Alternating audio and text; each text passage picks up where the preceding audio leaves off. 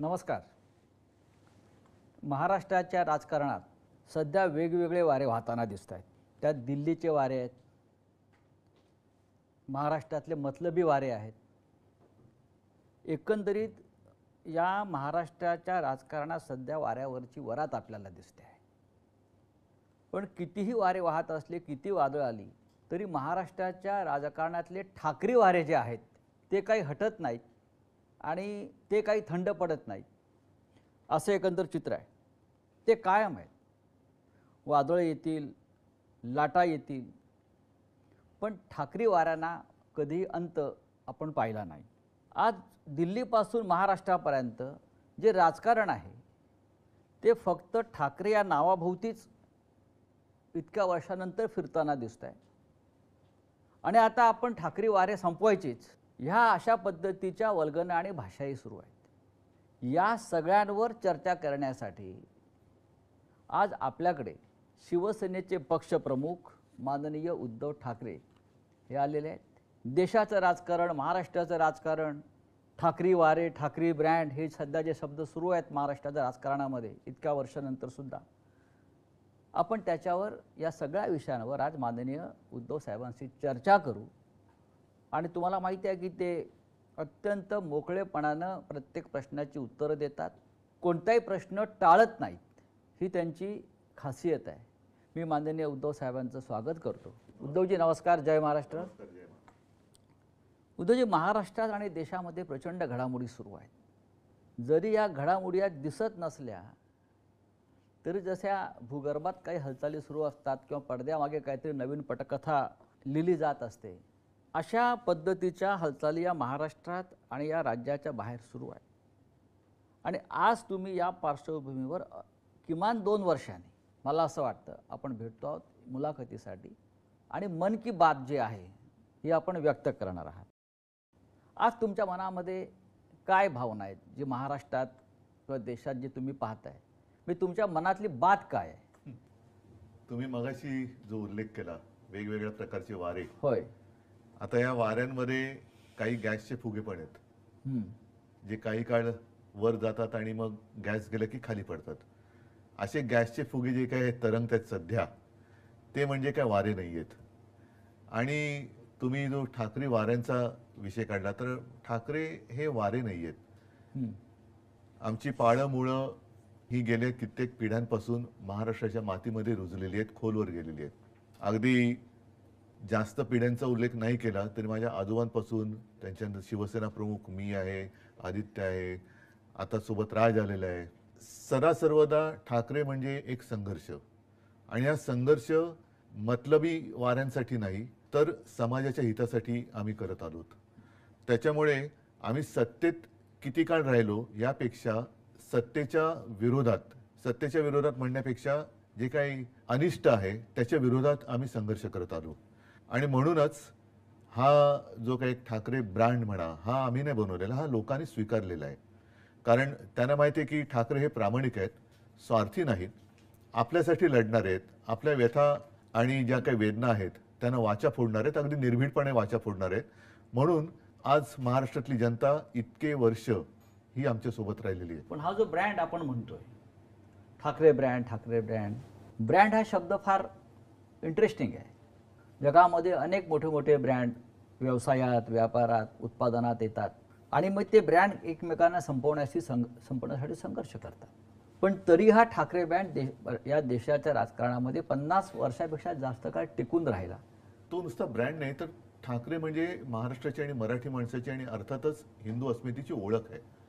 तर ही ओळख पुसून टाकण्याचा जो कोण प्रयत्न करेल, आजपर्यंत अनेक आले आणि अनेक गेले, पुसू इच्छिणारे पुसले गेले किंवा जनतेने पण असं काय आहे ठाकरे ब्रँड मध्ये? आता ते मी कसं सांगू? ही तुमची तिसरी पिढी हा ब्रँड घेऊन राजकारणात आणि समाजकारणामध्ये आहे. ते आम्ही कसं सांगणार? हे जनतेने सांगायला पाहिजे. आता आज तर माझ्याकडे काहीच नाहीये तरी सुद्धा कुठेही गेलो तरी अत्यंत प्रेमाने आणि आपुलकीने लोक स्वागत करतात, बोलायला येतात, जे काही घडते त्याच्याबद्दल संताप व्यक्त करतात, हळहळ व्यक्त करतात.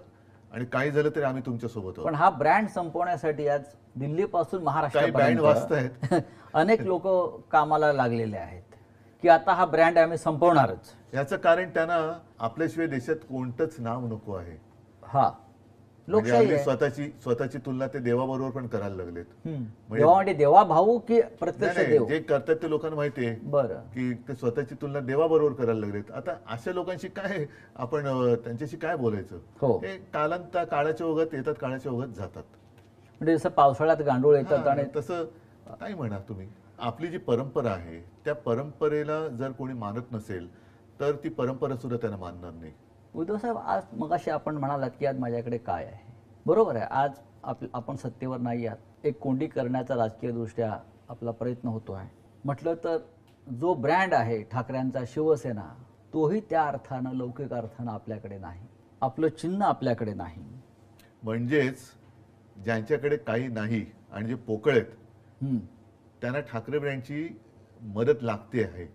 हेच ठाकरे ब्रँडचं वैशिष्ट्य आहे. होय. कारण स्वतः पोकळ आहेत, काहीच नाही त्यांच्याकडे, काही निर्माण कधीच केलेलं नाही.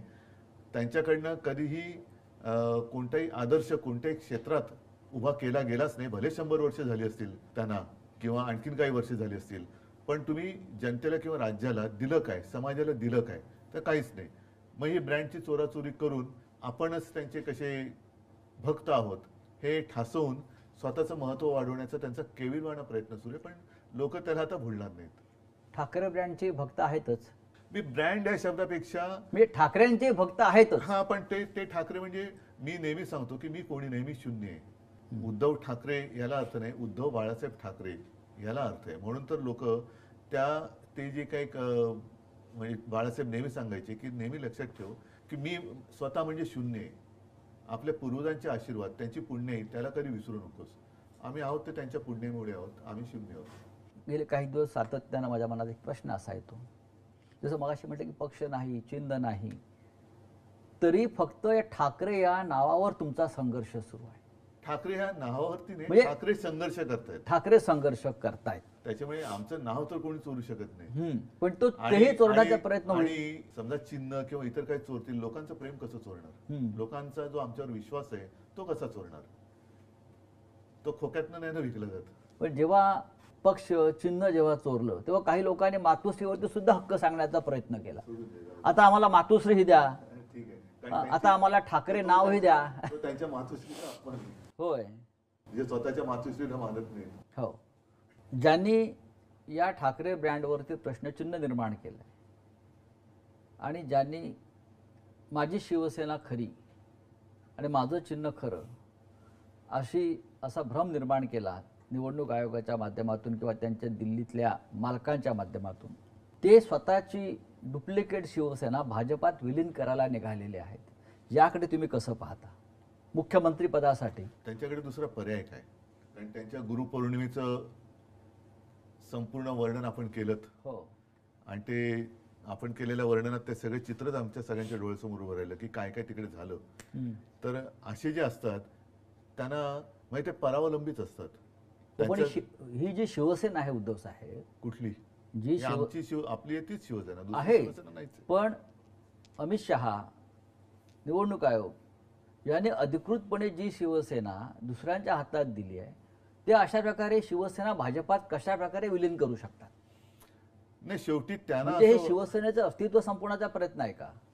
हो, पण ते संपवू शकत नाहीत ना. इतके वर्ष होऊनही जनतेला ते माझ्यापासून तोडू शकत नाहीत. हेच तर त्यांचं दुःख आहे. त्याच्यामुळे आता शेवटचा पर्याय तोच आहे की जो त्यांचा पहिला पर्याय होता की जाऊन घालीन लोटांगण वंदीने चरण करायचं. कारण दुसरा पर्यायच नाहीये. किती काही चोराचोरी. बघा, एक गोष्ट सांगतो मी, हे मागे जाहीर सभेत बोललेलं आहे. कदाचित शिवसेनेचं निवडणूक चिन्ह हे निवडणूक आयोग दुसऱ्याला देऊ शकेल किंवा ते गोठवू शकेल. खरं गोठवायला पाहिजे जर असा वाद असेल. पण शिवसेना नाव ते दुसऱ्याला देऊ शकत नाही. तो अधिकारच नाही निवडणूक आयोगाला. कारण ते शिवसेना हे नाव माझ्या आजोबाने आणि माझ्या वडिलांनी दिलेलं आहे. उद्या मी निवडणूक आयुक्ताचं नाव बदलून त्याचं नाव धोंड्या ठेवलं तर अधिकार आहे का? पण मग जर माझं नाव बदललं मी त्याला धोंड्याच म्हणणार. तर त्या धोंड्याला हा पक्षाचं नाव बदलण्याचा अधिकार नाहीये. तो चिन्ह तुम्ही काढून घेऊ शकता. जर लोकशाही पद्धतीमध्ये आम्ही काही वेडवाकडं वागलो असेल, ज्याला करप्ट प्रॅक्टिस म्हणतात त्याला, पण संविधानानुसार असेल किंवा इतर काही गोष्टीनुसार असेल, त्याच्यात जर आम्ही चूक केलेली नसेल तर ते आमचं चिन्हही काढू शकत नाही. मतांची टक्केवारी वगैरे हा जे काय असेल ते त्या चिन्हापुरतं आहे. पण नाव नाही देऊ शकत. पण त्याच्यामुळे नाही, धोंड्याने हे केलं ना. त्या धोंड्याने ते बेकायदेशीर केले. त्या धोंड्याला शिवसेना नाव दुसऱ्याला देताच येत नाही ना, तो त्याच्या अधिकारच्या बाहेरच आहे. पण त्या धोंड्याला शेंदूर फासणारे दिल्लीत बसलेत म्हणून चालतंय. कारण एक धोंड्या गेला आणि दुसरा धोंड्या त्या खुर्चीवर बसलाय आणि तरी तो निर्णय बदलायला तयार नाही. पण ते लोक नाही ऐकणार त्यांचं. शेवटी चोरीचा माल जो आहे, आता तुम्ही चोरून मतं मिळवलीत आणि त्याच्यावरती जर का मर्दुमकी गाजवत असाल तर चोर तो चोरच आहे. उद्धव साहेब, गेल्या वर्षभरात राज्यात आणि देशामध्ये अनेक घडामोडी घडल्या म्हणा, उलटापालटी झाल्या म्हणा. लोकसभेच्या निवडणुका होऊन 1 वर्ष झालं. या 1 वर्षात सुद्धा बऱ्याच घडामोडी देशात आपण घडताना पाहिल्या. मुख्य म्हणजे 1 वर्षापूर्वी नरेंद्र मोदींनी लोकसभेतलं बहुमत गमावलं. मोदीसारख्या विष्णूच्या अवतारानं लोकसभेत बहुमत गमावणं, याकडे तुम्ही कसं पाहता? काय होतं की ते एक आपल्यामध्ये काही म्हणी म्हणा किंवा काही गोष्टी आहेत की तुम्ही कदाचित सर्वजणांना एकदा मूर्ख बनवू शकता. एकाला तुम्ही सर्वदा मूर्ख बनवू शकाल, पण सर्वांना सर्व काळ मूर्ख बनवू शकत नाही. मला असं वाटतं याच्यामध्ये सगळं आलं. हळूहळू त्या जे काही गारूड टाकलं होतं त्यातनं लोक बाहेर पडायला लागलेत आणि आता तर आणखीन पडलेत. शेवटी तुम्ही किती काळ लोकांना देणार? म्हणजे 5 वर्ष दिली, 10 वर्ष दिली. ही 5 वर्ष आणि 10 वर्ष ही जनतेच्या आयुष्यातली, म्हणजे देशाच्या आयुष्यातली आहेत. देशाच्या आयुष्यातली ही वाया गेलेली वर्ष. म्हणजे 14 साली समजा 10 वर्षाची लोक होती, ती आता मुलं होती, ती आता आली ना 21व्या वर्षात आली. मग त्यांना 21व्या वर्षानंतर तुम्ही 10 वर्षापूर्वी जे काय सांगितलं होतं की आम्ही एवढ्या नोकऱ्या देऊ, आम्ही असे उद्योग देऊ, आम्ही असं ते देऊ, ते कुठे आहेत? आणखीन 10 वर्ष खूप झाली. देश म्हणजे आपला किती कोटी अब्जाचा झाला आता? 140 कोटी. म्हणजे दुसरं काही नसलं तरी जगामध्ये नंबर 1 आपण लोकसंख्येत आहोत.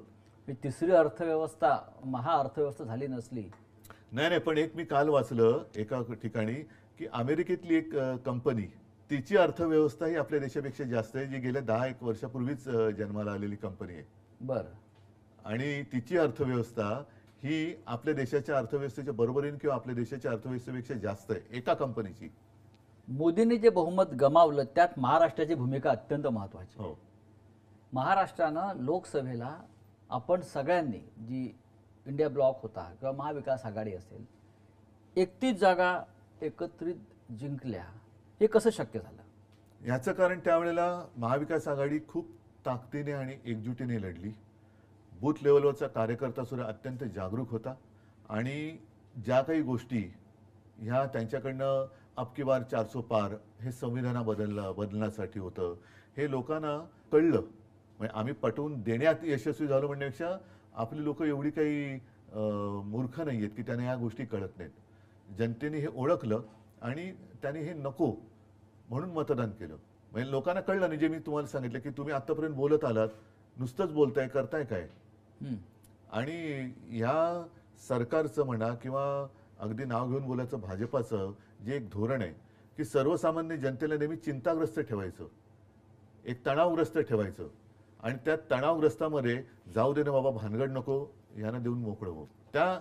ती परिस्थिती सतत निर्माण करून ठेवायची. अस्थिरता, देशात अस्थिरता ठेवायची. मग ती जातीपातीत असेल, समाजात असेल, आर्थिक असेल, इतर काही असेल, आणि त्या अस्थिरतेचा दुरुपयोग करून त्यांच्या डोक्यावरती राज्य करायचं, ही यांची नीती आहे. आणि त्याच्यामध्ये परत तोडाफोडा आणि राज्य करा, ही इंग्रजांची नीती अवलंबायची. जे फोडा झोडा आणि राज्य करा. हा, आता तोडा फोडा झोडा आणि म्हणजे स्वतःच बोलायचं बटेंगे तो काटेंगे आणि बटवारा तुम्हीच करताय. अशा प्रकारच्या प्रचारानं जे तुम्ही लोकसभेला गमावलं ते विधानसभेला गमावलं. फक्त 6 महिन्यामध्ये हे कसं घडलं ह्याचं तुम्ही बघा, याच्यामध्ये एक सांगतो, सगळ्या गोष्टीवरती आपण आपले हात वर करण्यात काही अर्थ नाहीये. काही गोष्टी जबाबदाऱ्या आहेत, स्वीकारल्या पाहिजे. ईव्हीएमचा घोटाळा ह्याच्यावरती खूप मोठी चर्चा सुरू आहे. मतदार यादींबद्दल त्याच्याबद्दल चर्चा सुरू आहेत. बोगस मतदार त्याच्याबद्दल चर्चा सुरू आहे. मतदार कसे वाढले हे आता लोकांसमोर आलेले आहे. म्हणजे ही एक गोष्ट नाही, पण त्याचबरोबरीने काही ज्या त्यांनी योजना जाहीर केल्या जी आता फसगत झाली, लाडकी बहीण असेल, आणखीन काही असेल. महत्त्वाचा मुद्दा काय की निवडणूक जेवढी मोठी असते त्यावेळेला वाद हे थोडे मी म्हणेन कमी असते. निवडणूक छोटी होत जाते. छोटी कोणत्या अर्थाने मी म्हणतोय, मतदारसंघाच्या ह्याने बोलतोय. तशी कोणतीच निवडणूक छोटी किंवा मोठी नसते. मतदारसंघ छोटा होत जातो तसतसं त्याच्यामध्ये स्पर्धा ही वाढत जाते. आणि लोकसभेच्या वेळेला महाविकास आघाडीमध्ये बघा 1, 2, 3 पक्ष एकत्र आल्यानंतर थोडी खेचाखेच होते. ही शिवसेना आणि भारतीय जनता पक्षात सुद्धा होत होती. आता महाविकास आघाडीमध्ये आम्ही महाविकास आघाडी म्हणून पहिल्या प्रथम निवडणूक लढलो ती लोकसभा. त्याच्यामुळे ठीक आहे, आम्ही म्हणजे शिवसेनेने सुद्धा काही वेळेला 4-4 वेळा 5-5 वेळा जिंकलेले मतदारसंघ आपल्याला जिंकायचंय म्हणून सोडून दिले. विधानसभेच्या वेळेला काय झालं, शेवटच्या दिवसापर्यंत खेचाखेच चालू राहिली. हा मतदारसंघ तुला, हा मतदारसंघ मला, हा तुला, हा मला, हा तुला, हे तुतू मैमय हे शेवटच्या क्षणापर्यंत झालं. त्याचा दुष्परिणाम हा साहजिकच जनतेमध्ये असं झालं, अरे हे आत्ताच जर काही खेचाखेची असेल तर नंतर काय होणार. आणखीन एक महत्त्वाचा विषय असा झाला की लोकसभेच्या वेळेला मी प्रचार सुरू केला होता साधारणतः फेब्रुवारीत. तेव्हा काय होतं, माझ्यासमोर उमेदवार होते माझे, पण निशाणी नव्हती. विधानसभेच्या काय वेळेला काय झालं, निशाणी होती पण जागा कोणत्या आणि मी त्याच्यानंतर जागा मिळाल्यानंतर उमेदवारी कोणाला देणार हे निश्चित नव्हतं. तर ही जी काय तुतू मैमे झाली ही स्वीकारली पाहिजे. आपल्याकडनं झालेली मोठी चूक होती आणि ती जर का चूक परत करायची असेल तर मग त्या गोष्टीला एकत्र येण्याला काही अर्थ राहत नाही. म्हणजे समन्वयाचा अभाव होता. समन्वयाच्या अभावापेक्षा लोकसभेचं यश हे नाही म्हटलं तरी सगळ्यांच्या डोक्यात गेलं. लोकसभेच्या वेळेला महाविकास आघाडी आणि सगळे नेत्यांपासून कार्यकर्त्यांपर्यंत, अरे ठीक आहे तू आपल्याला जिंकायचंय, हे आपलेपण होता. विधानसभेला नाही मला जिंकायचंय, हा आपल्यातून मीपणा जेव्हा आला तेव्हा पराभव आला. आणि त्याचबरोबर या तांत्रिक बाबी ज्या होत्या, मग त्याच्यामध्ये योजनांचं एक त्यांनी ज्या काही गोष्टी जाहीर केल्या त्यानंतर म्हणजे शेतकऱ्यांची कर्जमुक्ती कुठे करतायत, योग्य वेळी करू. मीच एक मुख्यमंत्री असा होतो की ज्यांनी कोणीही न मागता माझं मुख्यमंत्री म्हणून नागपूरमध्ये एकच अधिवेशन झालं पहिलं, आणि तेव्हा आम्ही फक्त 7 मंत्री होतो माझ्यासह. मी कोणीही न मागता 2 लाखापर्यंतचं पीक कर्ज शेतकऱ्याचं मी त्याला मुक्त केलं होतं. त्याच्यानंतर जो नियमित कर्ज परतफेड करत होता किंवा करतो त्याला 50,000 रुपये एक प्रोत्साहनपर राशी, जी दुर्दैवाने करोनामुळे त्यावेळेला मी देऊ शकलो नाही, सुरुवात केली आणि सरकार पाडलं. पण आपण इतकी उत्तम कामं तुमच्या मुख्यमंत्रीपदाच्या कार्यकाळात केलीत. कर्जमाफी असेल, शिवभोजन थाळी असेल, गरिबांसाठी मुंबईमध्ये 500 स्क्वेअर फुटापर्यंत मालमत्ता कर रद्द केलेला आहे. आपण करोनाच्या काळातलं जगातलं उत्तम काम आपण करून दाखवलं. पण हे सगळं काम लोकांपर्यंत पोहोचवण्यात आपल्याला अपयश आलं. नक्कीच आलं. आज जे ढोल वाजवले जातात न केलेल्या कामाचे, आणि तुम्ही केलेल्या कामाची साधी पिपाणी वाजवली नाही. नक्कीच हे पूर्णपणे मला मान्य आहे. याचं कारण असं की लोकसभा आणि विधानसभेमध्ये, लोकसभेत शेवटी देशाचा विचार करून संविधान बदलणार हा एक मुद्दा होताच, त्याच्यामुळे निवडणूक त्याच्यावर फोकस झाली. विधानसभेच्या वेळेला साहजिकच आहे राज्यावरती ती फोकस व्हायला पाहिजे होती, तेवढी झाली नाही. राज्यात विधानसभेच्या निवडणुकीत अत्यंत प्रतिकूल काळामध्ये आपण सरकार यशस्वीपणाने चालवून दाखवलं. करोनासारखं भयानक संकट, जे मी कोणाला कमी लेखत नाही, पण तेव्हा हे सगळे चॅनलमधनं आणि मीडियातनं आलेले फोटो आहेत की गंगेमध्ये कशी प्रेतं वाहत होती, गुजरातमध्ये कशा सार्वजनिक चिता पेटलेल्या होत्या. ह्या सगळ्या याच्यामध्ये महाराष्ट्रामध्ये जनतेच्या आणि प्रशासनाच्या सहकार्यामुळे अशी गंभीर परिस्थिती उद्भवू दिली नाही आपण. म्हणजे प्रत्येकाला उपचार तर आपण देत होतो, पण करोना या व्हायरसला अजूनही उपचार नाही सापडलेला, तो भाग वेगळा. पण ही गोष्ट की अरे आम्ही प्रतिकूल काळात सरकार चालून दाखवू शकलोय. म्हणजे एक तर काय होतं की शिवसेना, काँग्रेस आणि राष्ट्रवादी हे महाविकास आघाडी होईपर्यंत एकमेकांचे कट्टर राजकीय विरोधक होते. आम्ही एकत्र आलो तेच सरकार स्थापन करायला. म्हणजे नेहमी काय होतं की आधी आघाडी होते, आधी युती होते, निवडणूक लढवली जाते, त्याच्यानंतर बहुमत मिळालं तर सरकार स्थापन केलं जातं. आमचा उलटा प्रवास झाला. आम्ही आधी सरकार स्थापन केलं आणि मग निवडणुकीला सामोरे गेलो. त्याच्यामुळे आम्ही एकत्र येऊन चांगल्या पद्धतीने सरकार उत्तम चालवलंय ना. तेच ना, एक आदर्श सरकार आपण तेच मी सांगतोय की आम्ही एकत्र येऊन अत्यंत प्रतिकूल काळात, हा शब्द फार महत्वाचा आहे. रेग्युलर याच्यामध्ये ठीक आहे, बाकीच्या याच्यामध्ये सरकार चालवणं हे सुद्धा एक आदर्शपणाने चालवणं हे कठीण काम आहे. पण प्रतिकूल काळात म्हणजे कशाचंही ना केंद्र सरकारचा तसा म्हणावा तसा पाठिंबा होता, ना अर्थव्यवस्थेचं गाडं रुळावरती होतं. त्या काळामध्ये अर्थव्यवस्था जी कोणी सांभाळली असेल ते आपल्या शेतकऱ्यांनी सांभाळली. तर ते आम्ही लोकांसमोर सांगू शकलो नाही. का तुम्ही किती देताय, एवढे आम्ही एवढे देतो, तुम्ही 2100 देताय आम्ही 2500 देतो, 3000 देतो, तुम्ही हे करता आम्ही हे करतो. म्हणजे ती एक विचित्र चढाओढ झाली आणि त्याच्यात आपण केलेली चांगली कामं ही जनतेसमोर सांगू शकलो नाही हे लोक प्रांजळपणाने मान्यच करायला वाहून पाहिजे. गेले असं वाटत नाही का? लोकांपेक्षा या मी म्हणेन पैशाच्या पावसामध्ये पैशाचा पाऊस तर आपला पडलाच. मतदार काही म्हणजे अंशी हे सत्य उद्धव असेल. ठाकरे यांच्या कामाची वाहवा आजही लोक करतात, नाही मी तेच तेव्हाही सांगतो ना. करत होते. नाही, पैशाचा पाऊस पडला आणि त्याच्यात बरीच लोक वाहून गेले आजही लोक मान्य करतायत. हा, प्रत्यक्ष मी काय बघायला गेलो नाही, परंतु हे आपल्याकडनं जी काय उणीव राहिली ती उणीव मी होय. नक्की स्वीकारली पाहिजे. ती म्हणजे आपण केलेली कामं लोकांना सांगू शकलो नाही. आपण शेतकऱ्यांची कर्जमुक्ती केली, शिवभोजन सुरू केलं, शेतकऱ्यांना हमीभाव दिला होता, बऱ्याच काही काही गोष्टी केल्या, बऱ्याच गोष्टी केल्या. लॉ अँड ऑर्डर मेंटेन होती. अगदी त्यावेळेला पहिल्याच्या ते सीए आणि NRCचं भानगड करून ठेवली होती केंद्राने, त्याच्यात आपण लॉ अँड ऑर्डर मेंटेन केली. बरं, मुख्यमंत्री म्हणून करोनासारख्या संकटात मी ह्यांच्यासारखं बटेंगे तो कटेंगे नाही केलं. मी सगळ्यांना समानतेने वागवलं आणि सगळ्यांना मी सांभाळण्याचा प्रयत्न केला. ज्या ज्या वेळेला आवश्यक होतं त्या वेळेला मी स्वतः काही गोष्टींची जबाबदारी घेऊन लोकांसमोर गेलो फेसबुक लाईव्हच्या माध्यमातून आणि जनतेला सांगितलं. आणि जनतेने नाही ते सोडून द्या, जनतेने मला कुटुंबातला एक मानला, आपल्या कुटुंबातला एक ज्यांची मी कधी प्रत्यक्ष भेट घेतलेली नाही अशी लोक मला त्यांच्या कुटुंबातला एक व्यक्ती मानतात. हे याच्यासारखं दुसरं समाधान ते कोणतं, भाग्य ते कोणतं? भारतीय जनता पक्षाला स्वबळावर इतक्या जागा मिळतील म्हणजे याच्यामध्ये हे त्यांच्या स्वप्नातही त्यांना वाटलं नसेल. तुम्हाला असं वाटलं होतं का? मला नाही, मी म्हटलं ना, त्यांनाही त्यांच्या स्वप्नात कधी वाटलं नसेल. भाजप सोडा, पण शिंदे गटाला 50च्या वर जागा मिळाला, हा जादूटोणा आहे की काय आहे? कदाचित त्यांनी डायनासोरच कापला असेल. असं कापाकापीतून मतदान होतं असं त्यांना वाटतं. पण कारण अचानक 50च्या वर जागा अशा पक्षाला मिळाव्यात. पहिली गोष्ट एक सांगतो, ह्या जादूटोणा वगैरे या विषयावरती माझा तर काही विश्वास नाही. म्हणजे या भाकड कथा आहेत सध्याच्या आहे, पण त्यातून एकच आहे की त्यांची मानसिकता कळते की दुसऱ्याचं वाईट व्हावं हे त्यांच्या कृत्यातून कळतं. म्हणजे ते रेडा कापला असेल त्यांनी तर त्या रेड्याचा जीव नाहक गेला, त्याच्यामुळे काही घडतंय असा माझा अजिबात विश्वास नाही. पण त्यांच्या कृतीतून त्यांच्या मनातलं जे काळं बेरं आहे ना ते लोकांसमोर येतं. म्हणून त्याला काळी विद्या म्हणतात, कारण त्यांच्या मनातलं जे काळेपण आहे ते लोकांसमोर येतं. पण माझा या भाकड कथेवरती विश्वास नाही. जे निकाल लागले महाराष्ट्रामध्ये, राहुल गांधी म्हणतात, राहुल गांधी एक महत्त्वाचे नेते आहेत, लोकसभेतले विरोधी पक्ष नेते आहेत. ते अनेकदा एखाद्या विषयामध्ये चांगला अभ्यास करून बोलतात आणि पुराव्यासह बोलतात.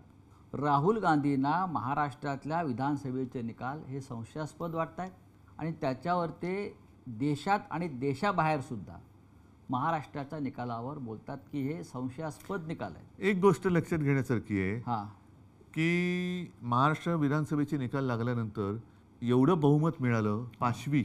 हो हो, जल्लोष कुठे झाला? अख्खा महाराष्ट्र आनंदाने न्हावून निघायला पाहिजे होता, हो. तो अवाक का झाला होता? अजूनही लोकांना, म्हणजे लोक मला अजूनही सांगतात की साहेब, ग्रामीण भागातले लोक, की साहेब आम्ही ठरून तुम्हाला मतदान केलं तरी आमच्या गावामध्ये एवढीच मतं ही मिळूच शकत नाही तुम्हाला, आम्ही सगळ्यांनी ठरवून मतदान केलं होतं. पण काय करणं, म्हणजे एक एक पुरावेच्या पुरावे नष्ट केले जातात, मानले जात नाहीत. मुळामध्ये काय झाले, EVM हा जो विषय आहे तो हॅक होतो नाही होत हा एक भाग वेगळा झाला. पण लोकशाही म्हणजे काय? लोकशाहीमध्ये जर RTIमध्ये मी तुमची माहिती काढू शकतो तर मला माझी पूर्ण माहिती मिळाली पाहिजे ना. होय. पूर्वी जे बॅलेट पेपर होते त्याच्यात मी मतदान कोणाला केलंय, माझं मत कुठे जाते हे शेवटपर्यंत मला कळत होतं. म्हणजे मी ती बॅलेट पेपरवरती मी मतदान केले, आपणही केलं असणार. उमेदवाराचं नाव यायचं, समोर निशाणी यायची आणि त्या निशाणीवर शिक्का मारल्यावरती तो फोल्ड असा व्हायचा की समजा जर का ती शाई ओली असेल आणि उमटली तर ती उमेदवाराच्या नावावरती, त्याच उमेदवाराच्या नावावरती उमटू शकेल. आणि मला कळायचं की माझं मतदान, मी समजा संजय राऊत तर संजय राऊतनं मतदान केलेलं आहे. आता काय होतंय, मी बटन दाबतो, मशालीचा दिवा पेटतोय, आवाज येतोय, आतमध्ये रिसीट दिसते. आता त्या रिसीटबद्दल सुद्धा लोकांचं म्हणणं आहे की अनेकदा ती पडते नाही पडत हा भाग वेगळा, पण ती रिसीट खाली पडते, माझं वेगळी आणखीन तिसऱ्या ठिकाणी रजिस्टर होते, ते कुठे होते मला कळत नाही आहे.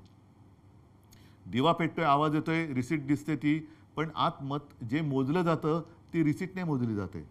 जर का त्याच्यावरती ऑब्जेक्शन घेतलं तर ज्याला आपण सिम्बॉलिक म्हणतो अशा काही मोजक्या रिसीट मोजल्या जातात, पण अन्यथा त्या मोजल्या जात नाहीत. व्हीव्हीपॅटवरचं जे काय आहे ते मोजलं जात नाही. त्याच्यामुळे आत मत रजिस्टर कुठे झाले हे माझा कळण्याचा अधिकार तुम्ही हिरावून घेतलेला आहे. तुम्हाला अजूनही वाटतं की मतदान हे मतपत्रिकेवरच व्हायला पाहिजे? नक्कीच व्हायला पाहिजे. तुम्ही शेवटी एक आहे की का ईव्हीएम का आणलं? वेळ जातो म्हणून. वेळ जातो. मग वेळ मतमोजणीत लागत असेल तर एक एक महिना निवडणूक प्रक्रिया चालते, तो वेळ का नाही धरत त्याच्यात? माझ्याकडे जर 1 तारखेला मतदान झालं महाराष्ट्रात आणि दुसरीकडे बिहारमध्ये वगैरे 30 मेला मतदान होत असेल तर मधला वेळ माझा गेलाच ना. मग फरक काय पडतो? 30 तारखेनंतर 4 दिवस तुम्ही मतमोजणीत लावले तर काय असं मोठं आव्हाड कोसळते? आणि अनेक म्हणजे अगदी मला वाटतं अमेरिकेत वगैरे सुद्धा अजूनही बऱ्याच ठिकाणी बॅलेट पेपर आहे. सर्वत्र UK मध्ये, ब्रिटनमध्ये पण बॅलेट पेपर आहे. मग ते काय आपल्यापेक्षा मागास देश आहेत? जर तुम्हाला वेळ वाचवण्यासाठी हे करत असाल आणि स्वतः मोदींचं भाषण आहे त्यावेळेला बॅलेट पेपरच्या विरोधात, सगळ्यांच्या भारतीय आपल्या जनता पक्षाने EVM च्या विरोध विरोधात, केलेला आहे. ईव्हीएमच्या विरोधात. हो, देशाचे सरन्यायाधीश भूषण गवई यांच्या आईनंही आईने मागणी पण- केली आहे. हो, मग म्हणजे देशाचे सरन्यायाधीश असलेल्या गवईंच्या आईनंही ताईंनी सांगितलेलं आहे की निवडणुका या बॅलेट पेपरवरच व्हायला पाहिजे. मग तसंच आहे ते. आणि मग काय व्हायचं ते होऊ दे ना. मग त्याच्यानंतर तुम्ही जिंकलात आणि तुम्हाला 288 पैकी 500 जागा मिळाल तरी मग आम्ही कोणी काय बोलू शकतो? याच्यात एक महत्त्वाचा फॅक्टर जो राहुल गांधी सांगतात, 60 लाख अचानक वाढलेलं मतदान संध्याकाळी 5 नंतर आणि मतदार यादीतला झालेला ठरवून केलेला घोळ, नावं कापणं. आता बिहारमध्ये काय घडत हो, होतं तेच आहे ते. की तुम्ही तुमची आयडेंटिटी महाराष्ट्रामध्ये सुद्धा निवडणूक प्रक्रियेच्या आधी नवीन नाही, आता जरा बिहारमध्ये ज्याला आता कोर्टाने मला वाटतं स्थगिती स्थगिती दिली, दिली आहे. ते काय होतं नीट सांगा? मतदारांनी स्वतःची ओळख पटवून द्यायची. म्हणजेच तुम्ही एनआरसी आणलात. हो, म्हणजेच एनआरसी आणलात ना. मी इतके वर्ष राहतोय, माझ्याकडे मग आधार कार्ड हे काय? हा मोठा आधार, फ्रॉड आहे. रेशन कार्ड, आधार कार्ड पॅन हा कार्ड. फ्रॉड आहे. आधार कार्डचं प्रिंटिंग आणि जे काय सगळं केलं जाते हा फ्रॉड आहे. जर ते तुम्ही धरणार नसाल तर तो फ्रॉड आहे. मग ते पण कॉन्ट्रॅक्टर कोण आहेत, काय आहेत, मग हे आधार कार्डची हे आणली कोणी? मग आधार कार्ड फ्रॉड आहे का जाहीर करा. आणि आयडेंटिटी म्हणजे काय देणार तुम्ही? आणखीन काय? म्हणजे हा एनआरसी तुम्ही आणलात आहे ना. एनआरसीच आणलात आणि तो आपल्या सगळ्या हिंदूंना पण लागू झाला. त्याच्यामध्ये आता 1 नेशन 1 इलेक्शन लादलं जात आहे. ह्यांची संपूर्ण वाटचाली एकाधिकारशाहीकडे चाललेली आहे, हुकुमशाहीकडे चाललेली आहे. सगळं पहिलं आम्हालाही गोंडस वाटलं होतं कारण तेव्हा काश्मीरमध्ये काय त्याला वेगळे पंतप्रधान वगैरे असे ते एक शब्द होता. त्याच्यामुळे आम्ही सुद्धा त्या एका बहकाव्यात आलो.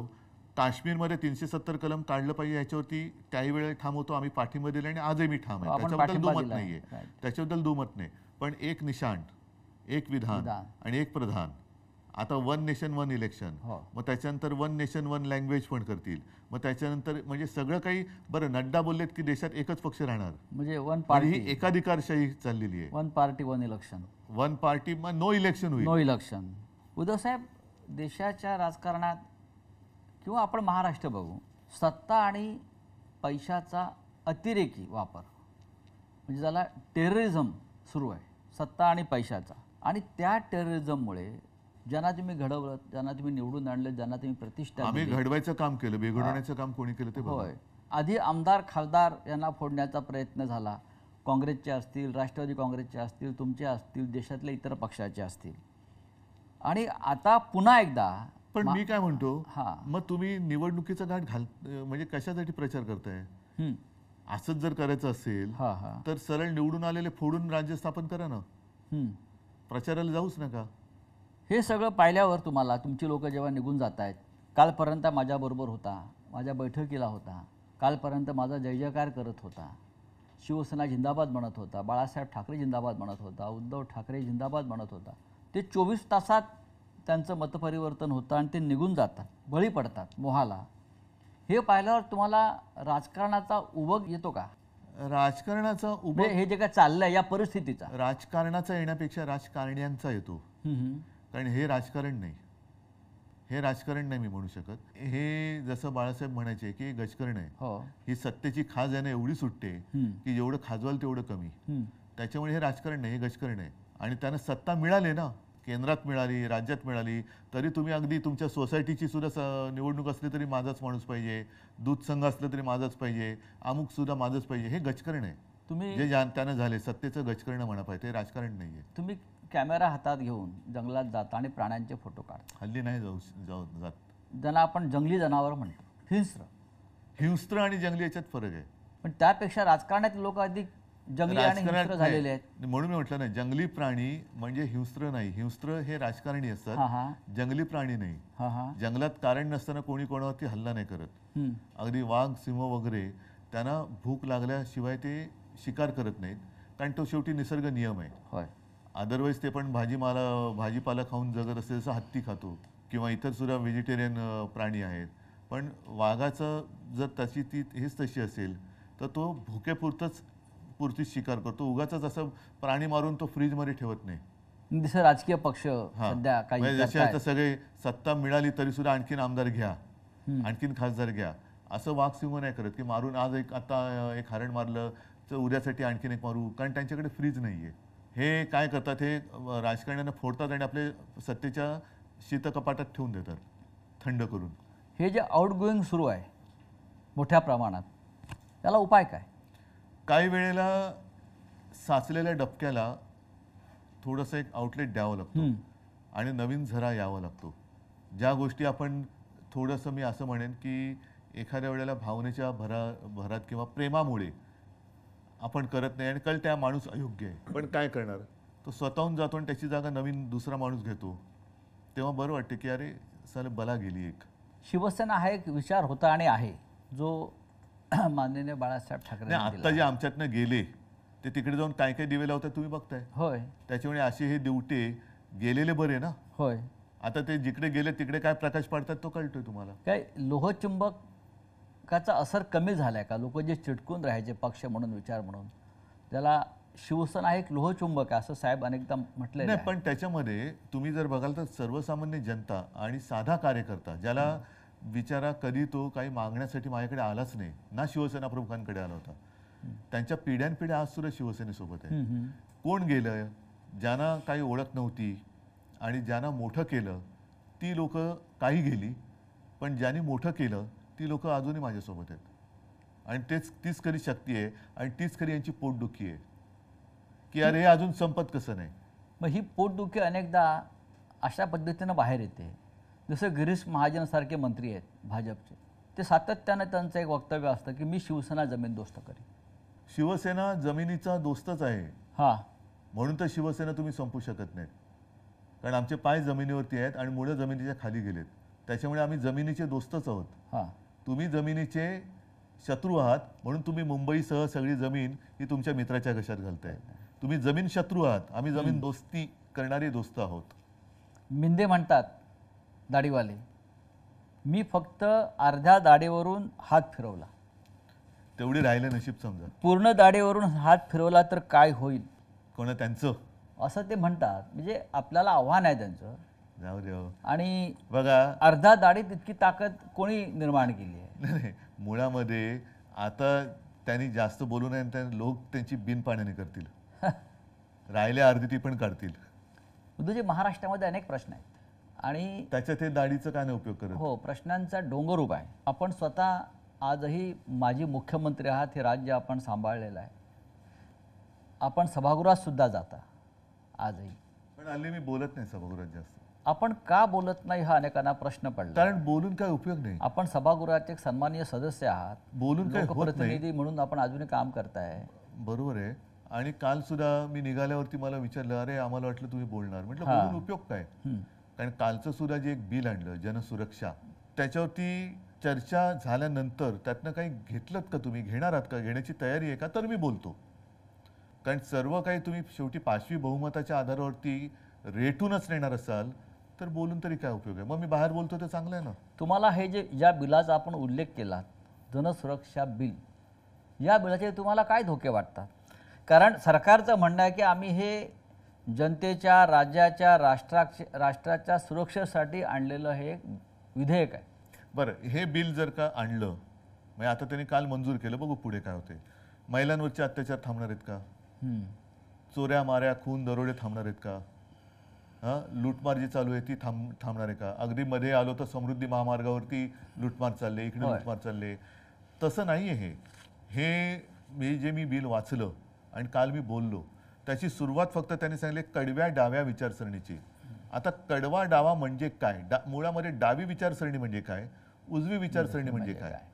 आपल्याकडे काय झालेलं आहे की सर्वसाधारणतः डावी विचारसरणी म्हणजे त्याच्यात जर पण वाचलं तर सामाजिक न्याय, व्यक्ती स्वातंत्र्य, भाषण स्वातंत्र्य, समानता ह्या गोष्टी त्याच्यात उल्लेखलेल्या आहेत. उजव्या विचारसरणीमध्ये धर्माधिष्ठितता, त्याच्यानंतर भांडवलशाही, म्हणजे डाव्या विचारसरणीत काही गोष्टी चांगल्या आहेत, उजव्यामध्ये काही वाईट आहेत. आता आपण वाईट सोडून द्यायला पाहिजे आणि चांगलं घ्यायला पाहिजे. तुम्ही कडवी डावी, मग कडवी उजवी नाही आहे का? जर का उजवी विचारसरणी ही धर्मावरती आधारित असेल तर काल तुम्ही पत्रकारांसमोर बोलताना जो विषय बोललो की पेहलगाममधल्या अतिरेक्यांनी धर्म विचारून गोळ्या घातल्या, मग ते कडव्या उजव्या विचारसरणीचे म्हणून त्यांना तुम्ही सोडून देणार आहात का? तर असं करण्यापेक्षा तुम्ही दहशतवादी, देशविघातक, देश विघटनकारी या शक्तींविरोधी आतापर्यंत आपण लढत आलेलो आहोत. अमित शहा पण बोललेत की आता नक्षलवाद संपत आलेला आहे. नक्षलवाद किंवा दहशतवाद संपवायला आमचा पूर्ण पाठिंबा आहे. या कायद्याचा राजकीय दृष्ट्या गैरवापर होईल अशी भीती वाटते. जसा मिसाचा झाला, नाही पण टाडा नावाचा कायदा आला, मिसा आला आणीबाणीमध्ये, पोटा आला, असे अनेक कायदे याच कारणासाठी आणले आणि त्या सगळ्या कायद्यांना भारतीय जनता पक्षाने विरोध केला होता. आणि आज त्याच प्रकारचा कायदा नाव बदलून महाराष्ट्रामध्ये आत्ताच गेल्या 8-10 दिवसापूर्वी भारतीय जनता पक्षाने देशभर आणीबाणीचा 50वा दिवस विचित्र पद्धतीने त्याची आठवण करून देण्यासाठी केली. आता हीच लोक होती यांनी त्यावेळेला आणीबाणीला विरोध केला होता. आता तीच लोक आहेत जे आणीबाणी आणू इच्छित आहेत किंवा आणीबाणी त्यांनी ऑलरेडी अघोषित आणलेली आहे. म्हणजे ज्या गोष्टीला तेव्हा त्यांनी विरोध केला होता तीच गोष्ट ते आता आणतायत. निदान इंदिरा गांधींनी उघड तरी केलं होतं की आणीबाणी लागते किंवा लावताय, यांच्यामध्ये ती हिंमत नाहीये. आता तुम्ही सुद्धा एका कायद्याचे बळी पडलातच ना. तुम्हाला सुद्धा PMLAच्या याच्यात काय संबंध होता तुमचा? त्याच्यानंतर कोर्टाने तुम्हाला सोडलंच. हा जो प्रकार आहे ना की तू आमच्या पक्षात नाही तर तुला टाळत टाकतो, आमच्या पक्षात नाही तर तुला मिसा लावतो, म्हणजे दुसरा तिसरा कोणता मोका आहे आणि मोका आहे PMLA असे आहे. म्हणजे आता जर का दहशतवाद किंवा नक्षलवाद संपवत आणला असेल तर आत्ता का कायदा आणताय? जर तुमच्याकडे 64 नावं आहेत तर ती नावं जाहीर करा, त्यांची पापं जाहीर करा आणि त्यांच्यावरती बंदी टाका. आम्ही कुठे काय म्हणतोय? आम्ही कधीही आत्ता सुद्धा मध्ये जे काय घडलं त्याच्यामध्ये सर्व पक्षांनी, राजकीय पक्षांनी पंतप्रधानांनी सांगितलं तुम्हाला देशासाठी चांगल्यासाठी जे करायचं करा, आम्ही तुमच्या सोबत आहोत. मग तसं आम्ही प्रत्येक वेळेला आत्तापर्यंत नक्षलवाद तुम्ही संपवलं, तिथले जे काही आत्तापर्यंत जेवढे काही पोलीस अधिकारी तिथे ड्युटी करून काही रिटायर झाले असतील, काही कदाचित पोलीस शिपाई, पोलीस अधिकारी त्यांचं बलिदान तिकडे झाले, सीमा सुरक्षा दलाचे जवान असतील, नागरिक असतील, यांनी शौर्याने त्यांचा मुकाबला केला नक्षलवाद्यांचा. हा कायदा तुम्ही आत्ता आणताय, पण त्या लोकांनी त्यांचं शौर्य गाजवलं आणि शौर्य गाजवून त्यांनी तो नक्षलवाद संपवत आणले. उद्धव साहेब, महाराष्ट्रामध्ये गेल्या 3 महिन्यात 675 शेतकऱ्यांनी आत्महत्या केल्या. त्यांची सुरक्षेचा कायदा कुठे? 675 शेतकऱ्यांनी 3 महिन्यात बरं, कर्जबाजारीपणा, नापिकी. एकच तुम्ही आता शेतकऱ्यांचा विषय हा आपण सोडायचा नाही, पण 1-2 वर्षापूर्वी उत्तरेतले शेतकरी रस्त्यावरती उतरले होते, त्यांना सुद्धा नक्षलवादी बोलले होते. मग नक्षलवादी कोण? तुम्ही शेतकरी जो त्याच्या न्याय हक्कासाठी रस्त्यावरती उतरला तो अतिरेकी. त्यांचं म्हणणं होतं की त्या आंदोलनामध्ये दहशतवादी घुसलेले. कुठे आहेत? आता सुद्धा वारीमध्ये अर्बन नक्षल घुसले, तशी कोणीतरी एक अशी आवई म्हणजे भीती निर्माण केली जाते. म्हणजे तुम्हाला हिंदूंचे सण सुद्धा मारायचे आहेत की वारीमध्ये नक्षलवादी घुसलेत म्हणजे वारीमध्ये जाऊ नका. म्हणजे कोणतं हिंदुत्व आहे तुमचं? कोणत्या राज्यातल्या सरकारची तुम्हाला मानसिकता काय दिसते? मानसिकता त्यांची पूर्णपणाने गोंधळलेली आहेत. त्यांना सत्ता जी मिळाली तिचं नेमकं करायचं काय हेच कळत नाहीये. कोणासाठी सत्ता मिळवली? 675 शेतकऱ्यांच्या आत्महत्या या महाराष्ट्रात होतात. देशात त्याची चर्चा होते, जगभरातल्या माध्यमांनी त्याची दखल घेतली. देशात सर्वाधिक शेतकऱ्यांच्या ज्या सर्वाधिक आत्महत्या झाल्या त्याच्यात महाराष्ट्र नंबर 1 आहे. नंबर 1 आहे. म्हणजे महाराष्ट्र गुंतवणुकीत नंबर 1 नाही, महाराष्ट्र रोजगार देण्यात नंबर 1 राहिलेला नाही. महाराष्ट्राची घसरण अनेक कायदा सुव्यवस्थेत झालेली आहे, पण शेतकऱ्यांच्या आत्महत्येमध्ये जर महाराष्ट्र नंबर 1 असेल तर या सरकारविरुद्ध विरोधी पक्ष रान का उठवत नाही? बघा, निवडणुकीच्या आधीच आम्ही रान पेटवलं होतं, ज्याचा परिणाम चांगला लोकसभेत आला. त्याच्यानंतर आता असं झालेलं आहे की नाही म्हटलं तरी सगळेच जण अवाक झाले की अरे एवढं वातावरण सगळं दिसताना असा निकाल लागू कसा शकला.